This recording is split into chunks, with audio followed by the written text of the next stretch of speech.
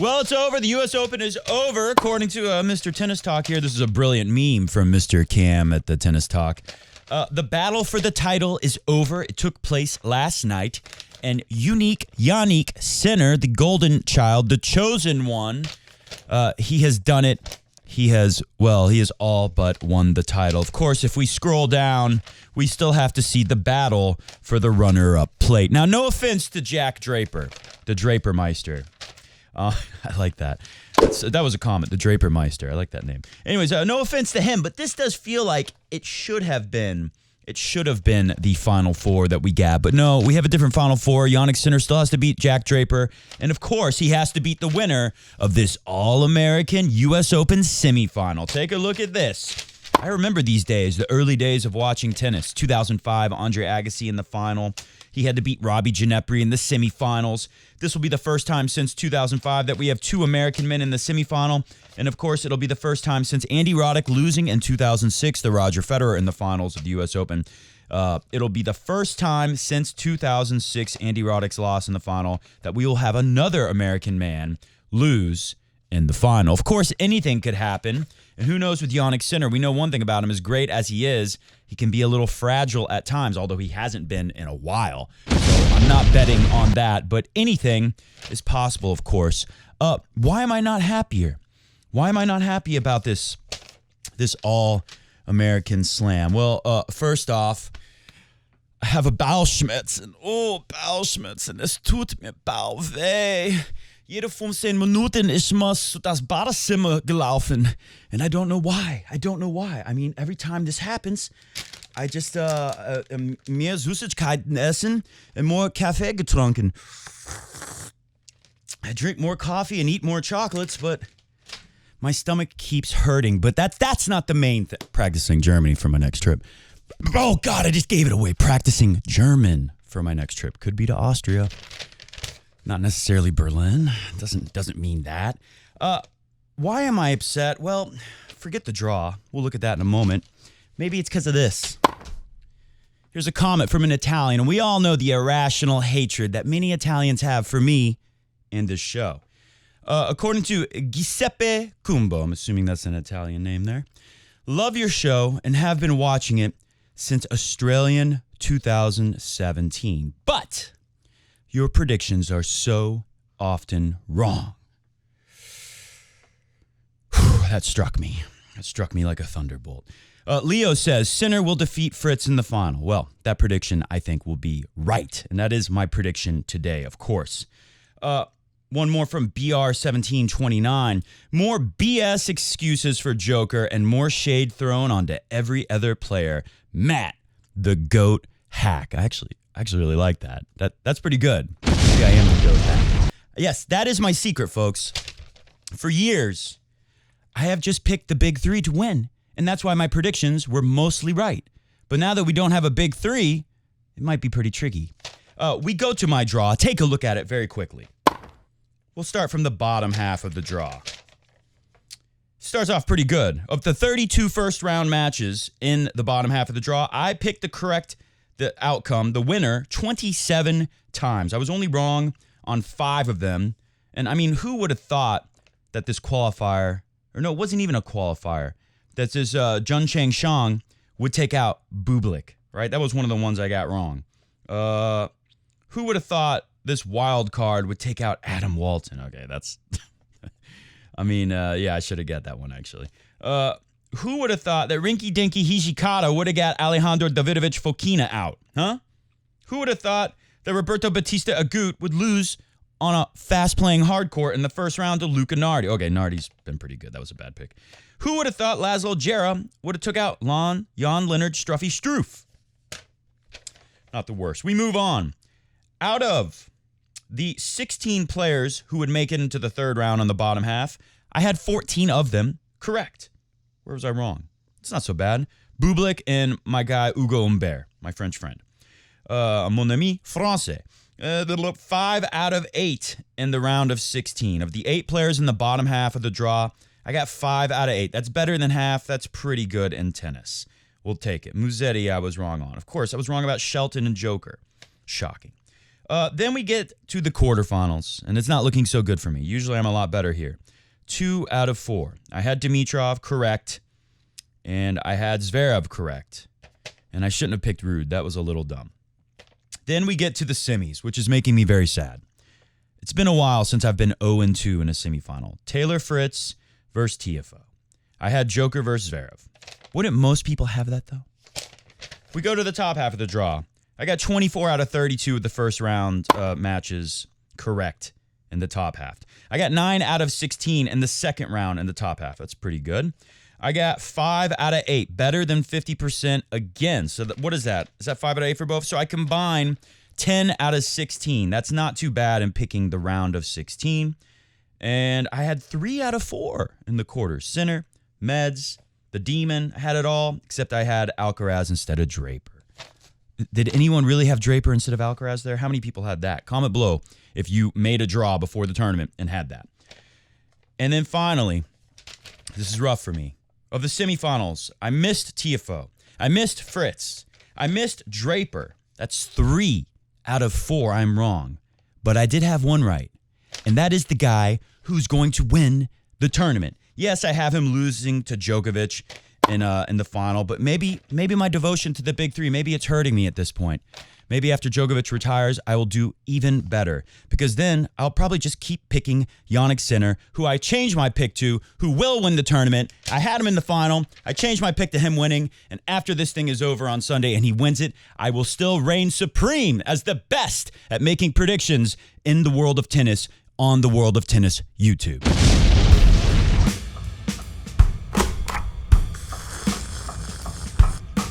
Put it on the screen real big so you'll see it. Jannik Sinner will defeat Fritz or TFO. It doesn't matter at this point. Jannik Sinner will win this US Open, and I will be correct in the end. Today's show is brought to you by CoachLife Tennis. Take a look right here. You see this screen? That's where you got to go when you click the link in the description below. I'm going to need my racket for this one. You click that link. They know that Coffee Break Tennis sent you, so they'll be very happy with me, and I, in turn, will be very happy with you.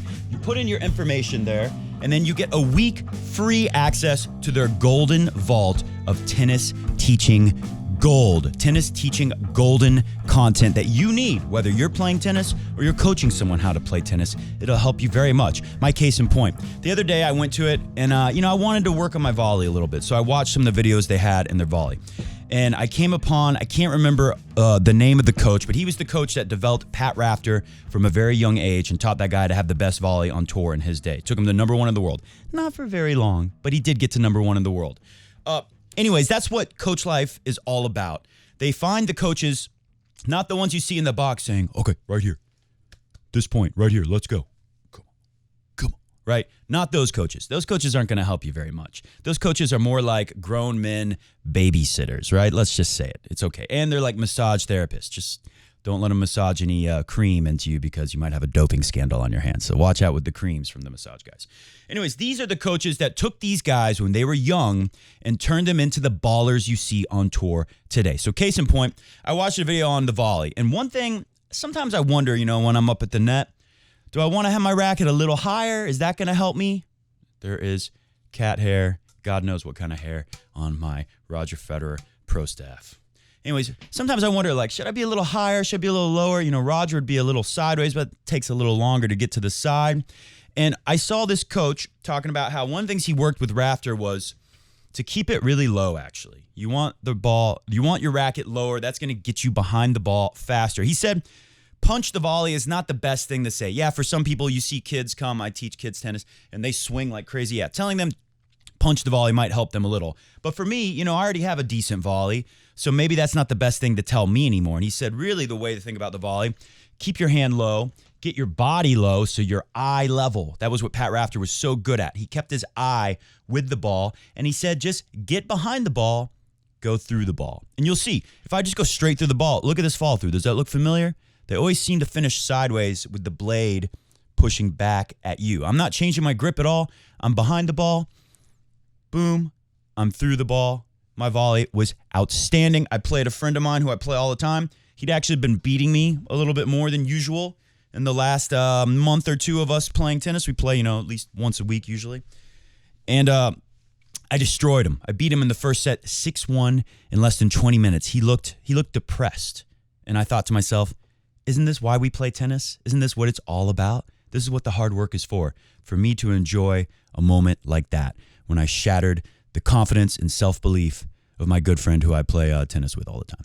Anyways, moving on. Make sure you click the link below and go to CoachLife, CoachLife Tennis. They're going to help you destroy your enemies and your friends as well, like they have helped me.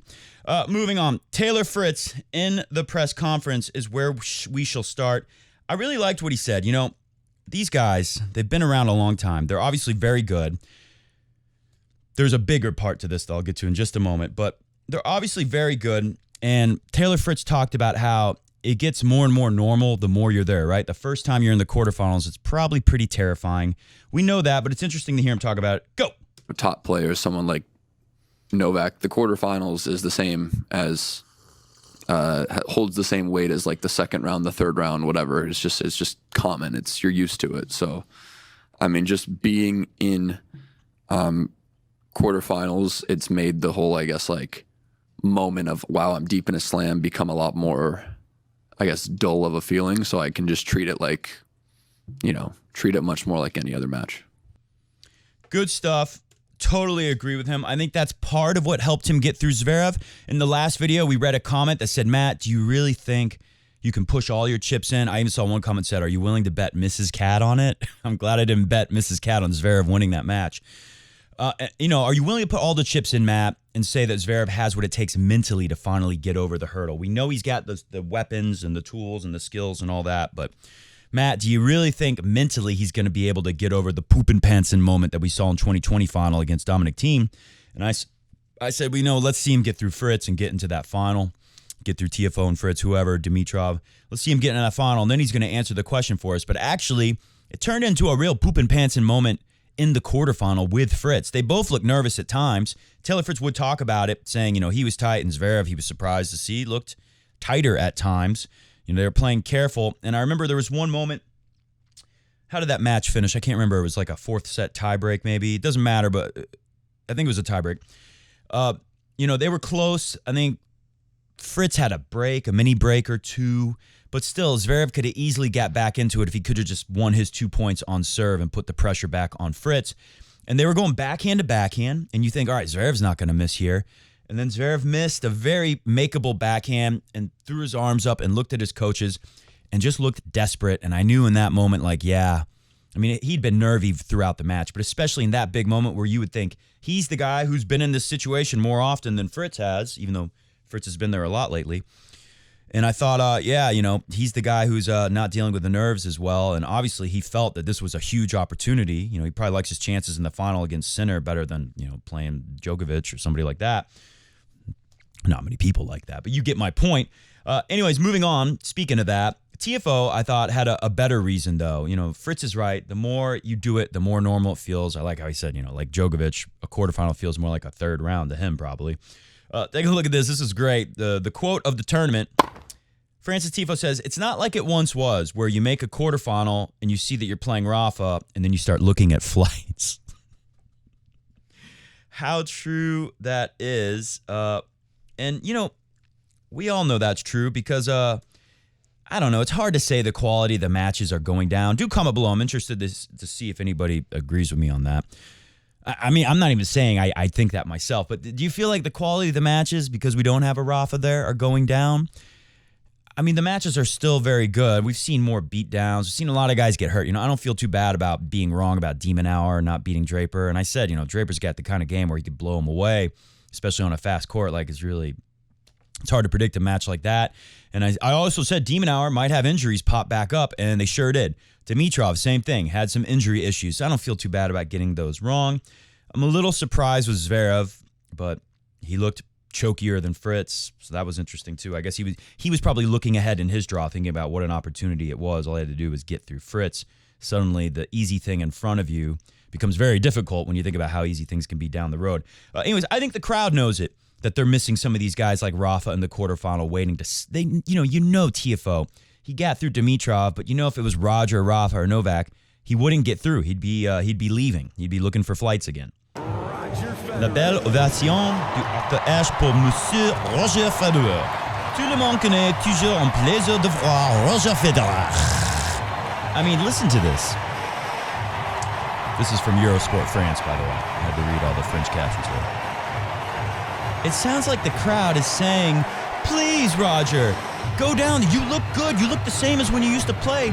Just go back there and change and take one of these guys' place, right? Take one of their places and play the match for us because we know it'd be a lot better with you or somebody from the big three. So, I don't know. Man, is it true? I mean, these guys do look great, obviously, but is the level a little lower of what we'd expect in a semifinal or quarterfinal at a major now that we don't have the gods of tennis anymore?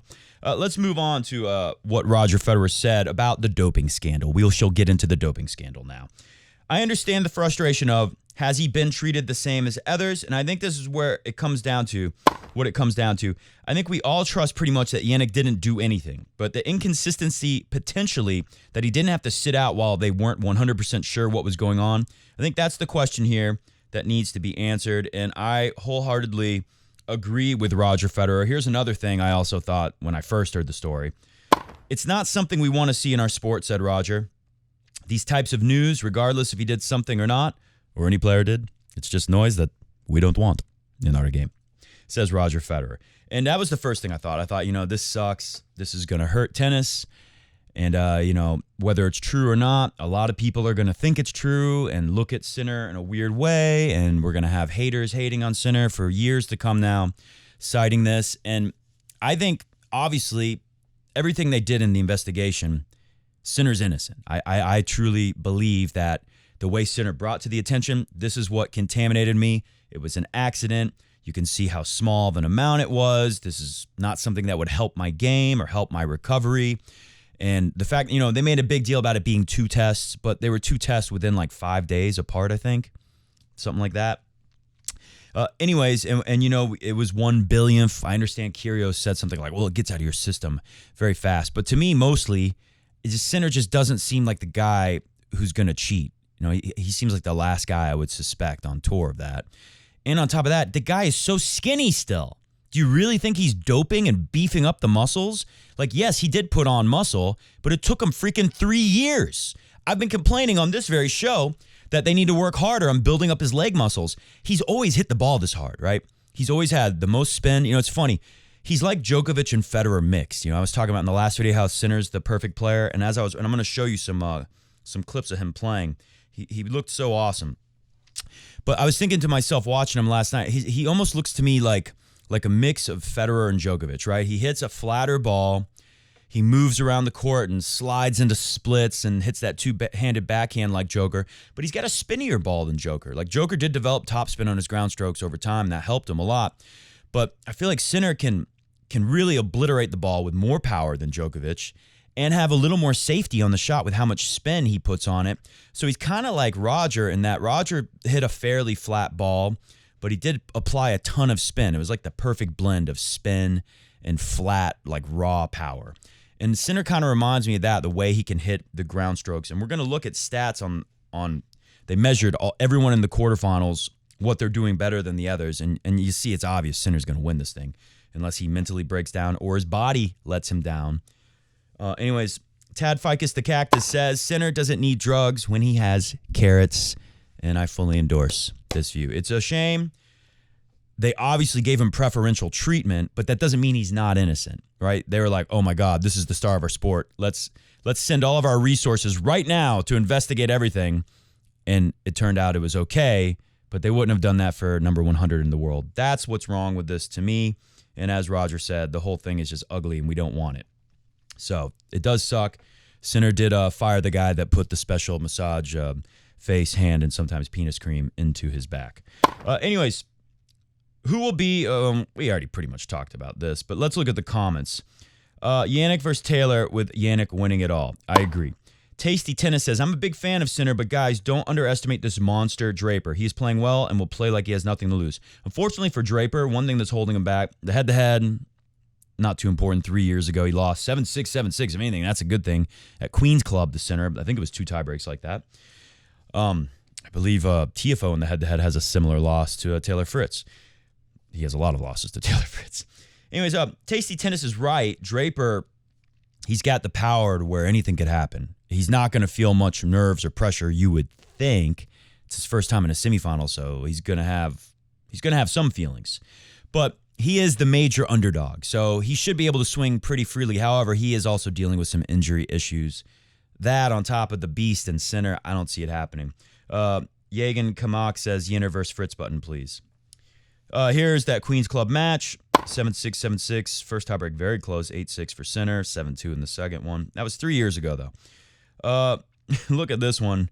I mean, Francis Tifo said Ash is different. And I think he's right. The crowd's going to be more behind him, most likely. He's a more exciting player. Fritz is a little more boring. Tifo said, I don't have time today. I got to rush out of here pretty soon. But Tifo did say a lot of funny stuff in his press conference. I wish I would have made time to include it in the show.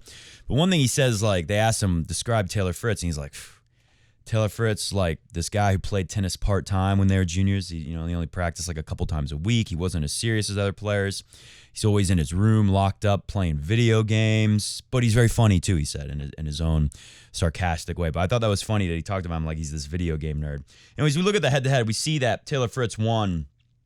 Oh, my God, that was a long time ago. Almost freaking 10 years ago. Francis Tiafoe beat Fritz in Indian Wells. I would think with Fritz's big power and his height, the Indian Wells would be the place where he would win more often. But again, throw it out. It's 2016. Since then, Fritz has won 6 in a row. These things do flip, right? We saw, I think Medvedev won 6 in a row to start his head-to-head with Sinner. Then Sinner won like 5 in a row. Then Medvedev just got his revenge at Wimbledon. And Sinner reestablished himself here, which is interesting. I would have thought last year, if you would ask me like who would do better on which service, I would say Sinner probably beats Medvedev at the Wimbledons, and Medvedev beats Sinner at the US Open. Anyways, most recently they played last year, so about a year and a half ago in Acapulco. That's February. I think it's a February tournament, right? Or early March, something like that. 6-3, 6-4. Again, I think it's different here, and we could kind of throw those results out. I give Fritz the edge. I think the weapons will help him on the court, but Tiafoe's got weapons too. It just depends. I think if the court was faster like Cincinnati, that would probably help Tiafoe a little more to kind of disrupt the rhythm of Fritz. But we saw Fritz big banging with Zverev. He's going to be banging the ball big. The biggest thing is the Poop and Pansen factor here, to me. By the way, hit the music. We're going to get out of here pretty soon. The biggest thing is the Poop and Pansen factor. Who handles the nerves better? They're playing for the Grand Slam final. So I think that matters more. And I'm still going to give Taylor Fritz the slight edge on that. But the crowd is going to be very behind Francis Tiafoe. Sometimes when the crowd's very behind you and you're underperforming and then they get very quiet, sometimes that can hurt you. So you got to give them something to cheer about. All right, this is what I was talking about earlier. Serve quality measured by the metrics of Tennis TV, which is pretty good stuff. So, and the way they get this, I'm not going to go into the exact formula, but basically they see it like serve quality. How often are the first serves going in? What's the win? They're averaging all the stats. What's the win on first serve? What's the win on second serve? How often do you save break points? They're averaging all that together at the ATP headquarters, and Zverev's on top. But you look at Jannik Sinner, he's not too far off, right? He's in the mix. Well, I take it back. He's 70 points behind. But he's still number 4 on this list, and that's not the most important part of his game. The fact that he plays everything else so well, and then the serve is top 4 out of the top 8 people at the US Open this year, that's pretty good. Return quality. Medvedev's at the top, Sinner very close, just 7 points behind. And then everybody else falls way off. We drop the Zverev at number 3. That's almost 50 points behind. Then drop another 56 points. The Demon Hour at 4. Drop 16 points to Fritz. And then they're all pretty close down there at the bottom, except for Tiafoe, who's I think he's last place on everything. He's number 6. Okay, he's number 6. So he's middle of the pack, not too far from Sinner and serve. But he's last place there. Look at forehand. The forehand of Sinner has been a beauty to watch this whole tournament. All year, really. Number 1 by far. And look at Tiafoe way down at the bottom. He's like 140 points off. Wow. Backhand, Jannik Sinner. So Sinner is outplaying everyone from the baseline. The serve is pretty good too. And the return is better than everyone else left in the tournament because the guy who was number 1, Sinner number 2, Sinner just took him out. So that's a major factor here. Zverev was close, 20 points. And Medvedev was kind of close. No one's even close on this list to the backhand stats. So if you look at those numbers, there's no chance anyone's going to stop them. Last thing I leave you with here, take a look at this. Windig heißt es. He's learning just like I did. Windig. So this point was a beauty. And I remember watching, this is towards the end of the match, and I remember thinking, like, why is Sinner going backhand to backhand with Medvedev so long? This is going to help Medvedev get in a rhythm, and maybe he's going to play a little better. But look how he's changing it up. He throws in some slice, and he sees that Medvedev's ball is a little shorter after the slice. And a little shorter there, and he freaking rips that one. Let's see what the deep slice gives us. Ooh, it's a little short. Move in, and goodbye. And then I remembered this earlier. I saw this video earlier that same day, and look what he's working on. Getting ready for Medvedev with the variety show. You knew there was going to be a lot of backhand-to-backhand rallies. So how do you beat Medvedev in the backhand-to-backhand rally? Do what Roger Federer would do. Throw in some slices, give him the variety show. Thank you for joining us. We will be back Saturday morning sometime to talk about the results of the semifinals and to preview the men's final in which Jannik Sinner will win against an American player. Well, there you go. I just previewed it for you. See ya!